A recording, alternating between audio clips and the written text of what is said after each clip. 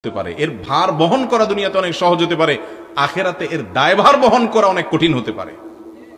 Mobile দ্বারা সবচেয়ে বেশি অপরাধ যেটা হয়, সবচেয়ে বেশি হারাম যেটা হয়, স্মার্টফোনে হারাম জিনিস দেখা, নেটে হারাম হারাম বিভিন্ন নিষিদ্ধ বিভিন্ন বিবরণী সেগুলো আপনি পড়ছেন, বিভিন্ন বর্ণনা পড়ছেন, বিভিন্ন ভুইফোড় অনেকগুলো নিউজ পোর্টাল বের হয়েছে আজকাল, যে শুধুমাত্র আজে বাজে নিউজ করা, একটা সহজ নিউজটাকেও এমন নোংরা ভাবে উপস্থাপন করা, যুবকরা বাধ্য হয়ে ওইটাতে ক্লিক করে এবং মনে করে যে সেখানে রগরগে কোনো বর্ণনা আছে।